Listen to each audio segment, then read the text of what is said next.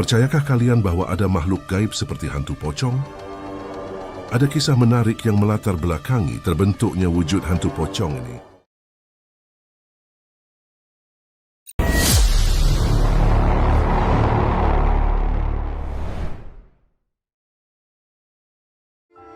Kisah ini berawal dari seorang anak laki-laki kecil yang bernama Duloh.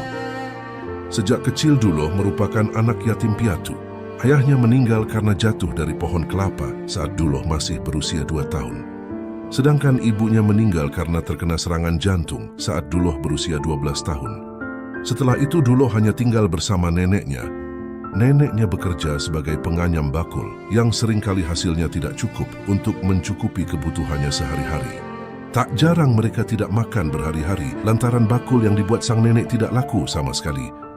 Untuk menghilangkan rasa lapar, mereka seringkali hanya meminum air putih. Tapi tetap saja walau sudah minum banyak air, hal itu tidak dapat menghilangkan lapar yang mereka rasakan. Pada suatu ketika, saat sang nenek benar-benar sudah tak mampu untuk menghidupi Duloh, ia meminta kepada Duloh untuk pergi meninggalkan desa dan bekerja agar ada harapan untuk tetap dapat melangsungkan hidupnya. Duloh, nenek sudah tidak sanggup mencarikan nafkah untuk kita makan. Pergilah ke kota, kamu bisa bekerja di sana dan mendapatkan sesuatu yang bisa kamu makan. Tapi bagaimana dengan nenek? Duloh tidak mau meninggalkan nenek sendirian di sini. Pergilah Duloh, kamu masih punya masa depan yang panjang. Lagi pula umur nenek juga sudah tua, hidup nenek tak akan lama lagi. Tapi Duloh harus pergi kemana, Nek? Duloh sebelumnya tak pernah pergi ke kota. Pergilah ke barat mengikuti jalan setapak itu. Baiklah, Nek, Duloh akan pergi ke sana. Nanti kalau Duloh sudah punya banyak uang, Duloh akan kembali ke sini. Tak usah Duloh, kau tak perlu kembali ke sini lagi. Cepat pergilah sekarang. Sang nenek yang sudah tak memiliki apapun lagi, kemudian membekali cucunya itu dengan sebuah keris yang berukuran sangat kecil, hingga bisa disimpan di dalam sakunya yang kecil. Nenek sudah tak memiliki apa-apa lagi Duloh. Bawalah keris ini agar kamu selalu beruntung dan selamat. Duloh kecil dengan perutnya yang lapar, kemudian pergi meninggalkan neneknya dan meninggalkan desa.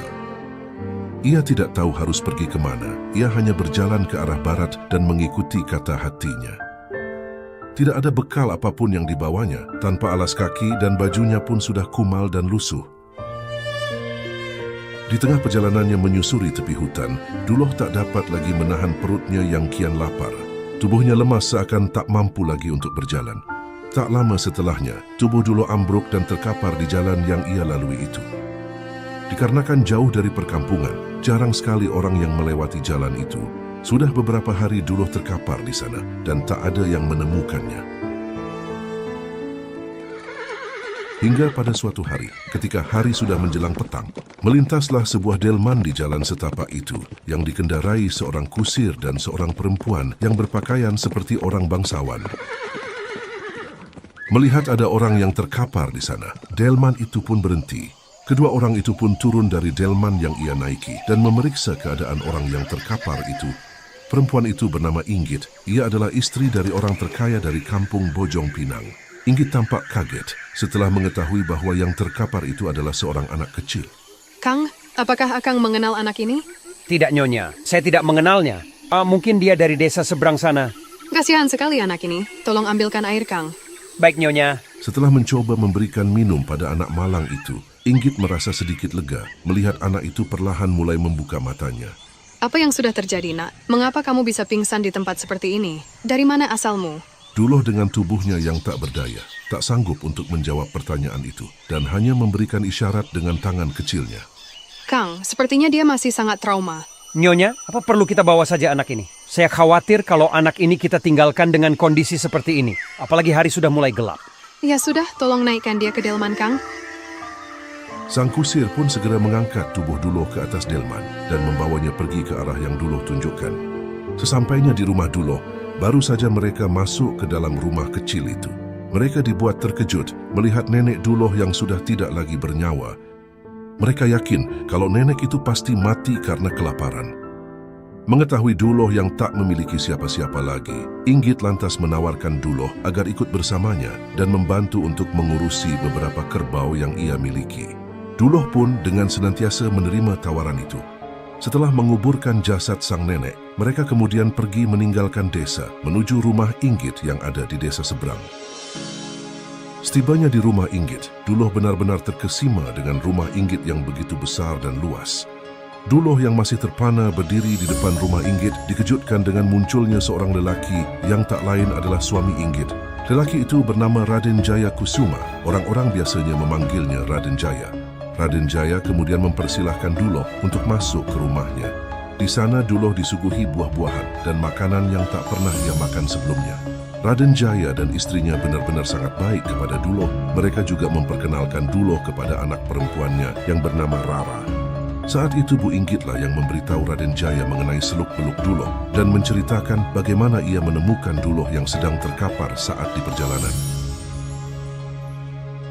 Sore harinya Duloh diajak oleh Raden Jaya ke halaman belakang rumah dan dikenalkan oleh Ki Sarkam.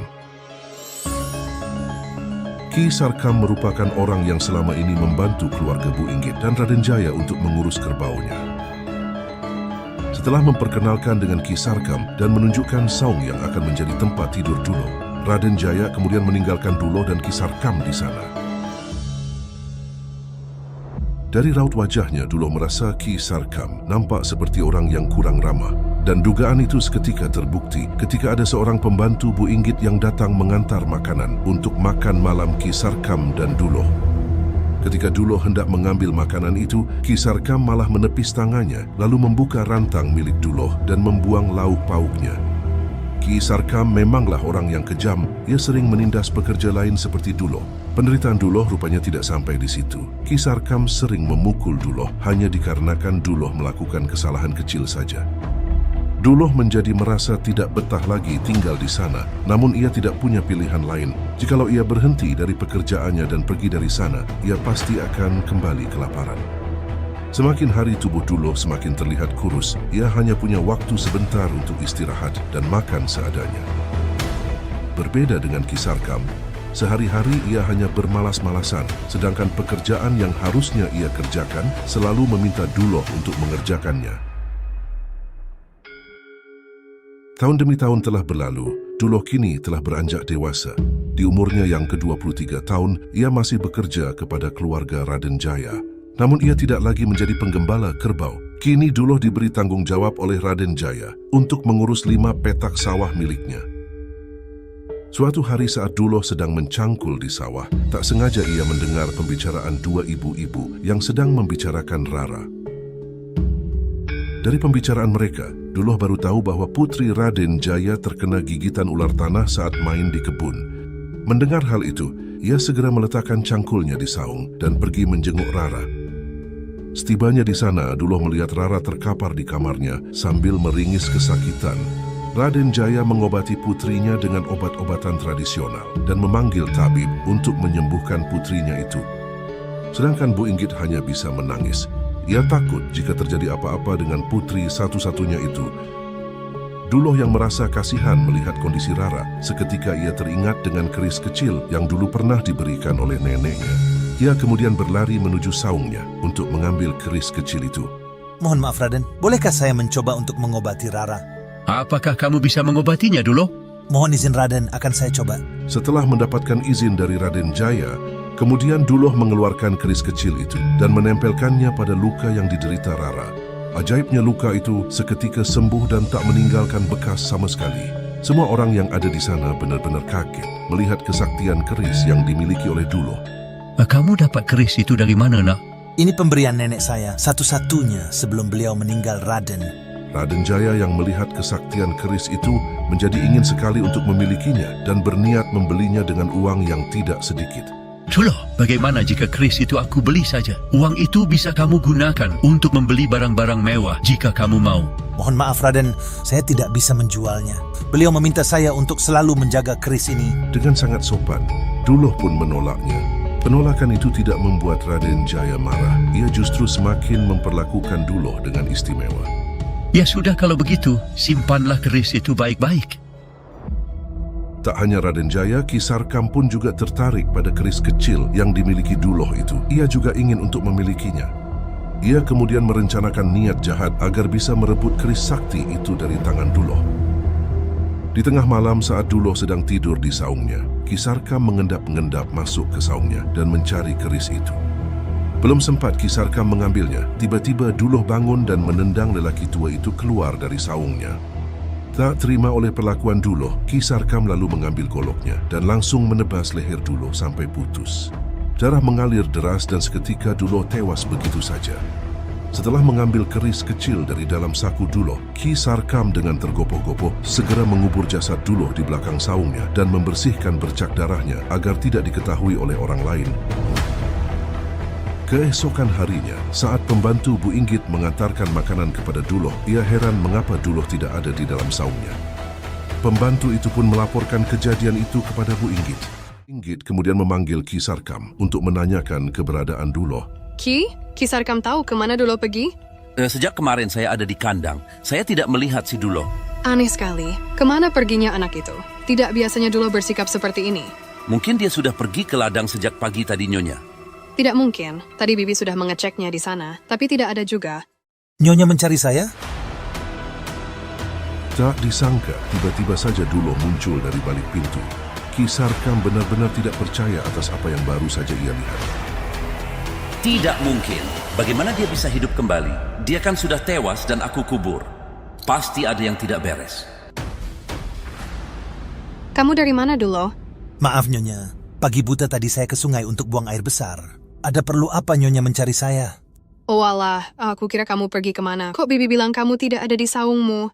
Ya sudah, tadi Bibi sudah mengantarkan makananmu ke saung untuk sarapan. Sana kamu makan dulu dan kembali bekerja. Baik Nyonya, terima kasih. Mohon maaf kalau sudah membuat Nyonya panik. Ki Sarkam hanya bisa terpaku menyaksikan Duloh berdiri tegak, seakan tak pernah terjadi apa-apa dengannya. Ia kemudian merogoh kantong sakunya, kantong di mana ia menyimpan keris kecil milik Duloh yang sudah ia rampas semalam. Dan ia kembali dikejutkan setelah mengetahui keris itu sudah tidak ada lagi di sana. Ki Sarkam yang masih tidak percaya dengan kejadian itu, kemudian menggali tanah tempat di mana Duloh dikuburkan. Dan anehnya Ki Sarkam tak dapat menemukan jasad itu. Ki Sarkam benar-benar dibuat tak mengerti dengan apa yang sedang ia alami. Seharian ia hanya termenung di depan saungnya dan memikirkan kejadian yang baru saja terjadi.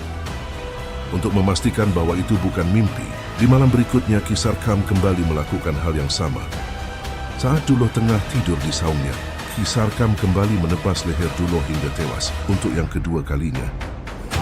Kali ini ia tak menguburkan jasad Duloh. Ia membawanya ke sungai dan menghanyutkan jasad Duloh ke sungai itu. Ia berharap Duloh tidak akan bisa kembali lagi. Akan tetapi, keesokan harinya Ki Sarkam lagi-lagi dibuat terkejut dengan kedatangan Duloh dengan tubuhnya yang tidak ada luka dan bersikap seolah tidak terjadi apa-apa olehnya. Hal itu terus ia lakukan hampir setiap hari, hingga ia benar-benar yakin bahwa Duloh memiliki ilmu hitam. Ki Sarkam kemudian berniat akan melaporkan ini semua kepada Raden Jaya, agar Duloh diusir dari sana. Siang itu, terlihat Raden Jaya sedang bersantai dan mengobrol dengan istri dan anak perempuannya di halaman rumah.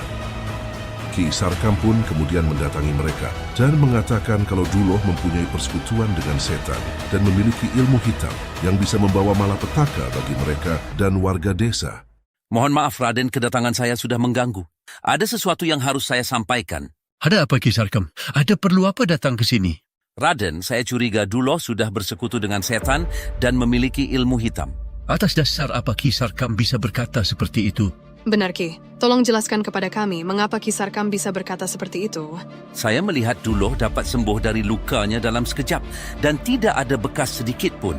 Dia pasti punya ilmu hitam. Ada-ada saja Ki Sarkam ini. Mana mungkin ada ilmu seperti itu?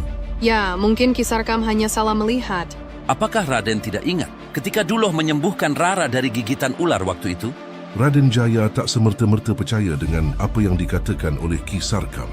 Ia kemudian meminta Ki Sarkam memanggil Duloh untuk membuktikannya sendiri. Ya sudah, tolong panggil Duloh ke sini. Setibanya Duloh di sana, Raden Jaya tanpa basa-basi langsung menanyakannya sendiri kepada Duloh. Duloh, Ki Sarkam bilang kamu kebal dan bisa menyembuhkan luka dengan cepat. Apakah benar kamu punya ilmu hitam, Duloh? Ngaku saja kau Duloh. Mohon maaf Raden, apakah Raden tidak percaya kepada saya? Saya tidak punya ilmu apa-apa Ki Sarkam. Saya hanya seorang buruh tani. Jangan percaya Raden. Biarkan aku menyayat tangannya kalau Raden ingin melihatnya sendiri. Jangan, apa-apaan ini? Ayah jangan mau diadu domba seperti ini. Bagaimana jika yang dikatakan Ki Sarkam itu tidak benar? Sama saja kita hanya akan melukai Duloh. Tolong jangan gegabah. Lagi pula, selama ini semuanya baik-baik saja. Tidak ada hal yang aneh. Kita percaya saja dengan Duloh. Terima kasih, Rara. Percayalah padaku, mana mungkin aku bersekutu dengan setan dan punya ilmu hitam. Ya sudah. Ki Sarkam, lupakanlah prasangka burukmu itu. Mungkin kau sudah salah mengira. Sekarang kalian kembalilah bekerja. Hal itu pun berlalu begitu saja.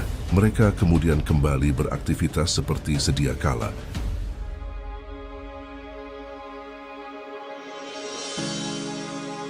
Beberapa tahun kemudian, tak disangka rupanya Rara menyimpan rasa cinta kepada Duloh.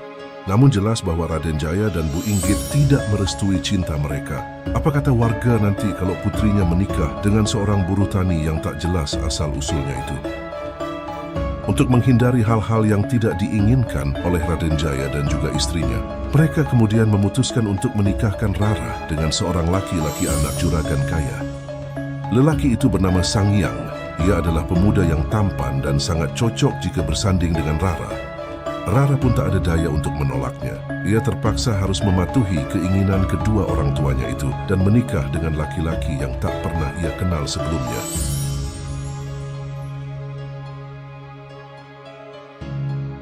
Setelah pernikahannya dengan laki-laki pilihan orang tuanya itu, tak membuat perasaan Rara kepada Duloh berkurang sedikitpun.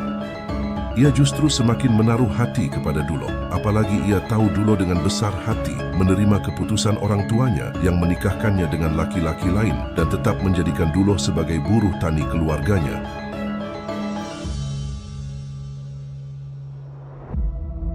Hingga pada suatu malam Rara merasa sudah tak sanggup lagi menahan kerinduannya kepada Duloh.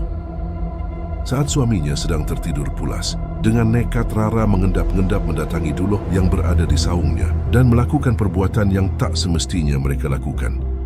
Mereka tidak menyadari, rupanya Ki Sarkam mengintip di balik celah bilik dan mengetahui perbuatan mereka. Kurang ajar. Berani sekali mereka berbuat seperti ini. Lihat saja, akan aku laporkan semua ini kepada Raden Jaya. Dan inilah saatnya aku membuktikan kepada semua orang kalau Duloh memiliki ilmu hitam. Ki Sarkam kemudian berlari menuju rumah Raden Jaya untuk melaporkan kejadian yang baru saja ia lihat. Mendengar apa yang dikatakan Ki Sarkam, Raden Jaya dan istrinya benar-benar tidak menyangka dan murka. Mereka kemudian berbondong-bondong menggeruduk Duloh di saungnya. Mendengar ada keributan di tengah malam, warga desa pun satu persatu mulai berdatangan. Mereka yang tidak terima desanya sudah dikotori oleh perbuatan Duloh dan Rara. Tanpa menunggu lama langsung menyeret Duloh dan menghakiminya di sana. Rara hanya bisa menangis melihat belahan hatinya terkapar tak berdaya. Akan tetapi mereka semua yang di sana dibuat bingung dengan luka yang diderita Duloh selalu kembali sembuh tanpa bekas sedikit pun. Raden, kau lihat itu? Duloh tidak bisa mati, dia pasti punya ilmu hitam. Cepat kalian panggilkan dukun sakti yang ada di tepi hutan sana. Hanya dia yang bisa membunuh orang ini. Beberapa warga desa pun kemudian berlari untuk menuju rumah dukun yang dimaksud Ki Sarkam itu. Sesampainya dukun itu di sana, ia sempat terkejut dengan kesaktian yang dimiliki Duloh. Pancasona? Sebagian masyarakat mempercayai orang yang memiliki ilmu Pancasona dipercaya bisa hidup kekal abadi. Jika jasadnya menyentuh tanah, bagian-bagian tubuh tersebut dapat kembali bersatu, sehingga orang yang memiliki ilmu Pancasona itu hidup kembali. Duloh memang mempunyai ilmu Pancasona, tapi ia tidak pernah mempelajari ilmu itu. Ilmu Pancasona itu ia dapatkan secara alamiah dari nenek moyangnya yang sudah memilikinya lebih dulu. Duloh sudah meninggal berkali-kali, bahkan saat ia kelaparan di jalan setapak kala itu. Duloh kecil sebenarnya sudah mati, tapi dengan adanya ilmu Pancasona, ia dapat hidup kembali. Setelah mengetahui bahwa Duloh memiliki ilmu Pancasona, dukun itu kemudian mengeluarkan sebuah keris yang dianggapnya sakti. Dia percaya bahwa orang yang memiliki ilmu Pancasona tidak akan bisa hidup kembali apabila keris itu menancap di tubuhnya. Setelah tubuh Duloh dibungkus dengan kain putih, dukun itu menancapkan kerisnya di perut Duloh dan meminta kepada warga untuk membuang tubuh Duloh ke dalam jurang yang curam agar tidak ada orang yang bisa mencabut keris itu. Duloh pun diseret warga menuju lembah mengerikan itu. Sementara Rara hanya bisa menangis sejadi-jadinya. Ia memohon kepada semua orang agar Duloh tidak dibuang ke lembah. Akan tetapi tak ada satu pun yang menghiraukannya. Sesampainya di bibir lembah, mereka langsung melemparkan Duloh ke dalam lembah itu. Tak berselang lama setelah Duloh dilemparkan, entah apa yang ada di pikiran Rara, ia dengan sengaja menjatuhkan dirinya ke dalam lembah itu. Ia ingin mati bersama kekasih hatinya. Rara! Hara, apa yang kamu lakukan? Rara pun tak dapat tertolong dan akhirnya lembah itu pun dinamakan Lembah Rara. Bertahun-tahun kemudian, ketika warga desa sudah berganti generasi, seiring berjalannya waktu Lembah Rara itu selalu tertimbun tanah dan kini telah menjadi dangkal, orang-orang pun dapat mudah untuk menuruninya. Suatu hari ada lelaki paruh baya yang tengah mencari rumput. Ia melihat rumput yang begitu rimbun di dasar sebuah lembah. Lelaki itu tahu kalau itu adalah Lembah Rara, tapi ia tak pernah tahu cerita di balik lembah itu.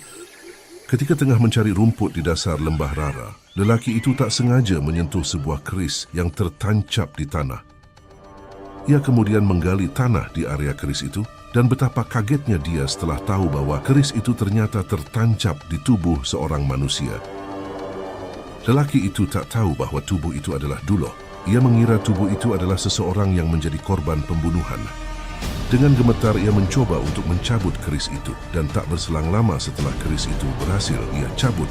Tubuh yang masih terbungkus kain putih itu tiba-tiba terbang mengitari langit di atasnya yang mulai menjelang petang. Kini Duloh bukan lagi seorang manusia. Tubuhnya dipenuhi oleh energi gaib yang sangat kuat. Dengan masih terbungkus kain putih, ia kemudian bergentayangan menghantui warga desa dengan penuh dendam. Dan lelaki yang mencari rumput itu adalah korban pertamanya. Semenjak saat itulah tubuh Duloh yang dibungkus kain putih dikenal warga desa dengan sebutan hantu pocong.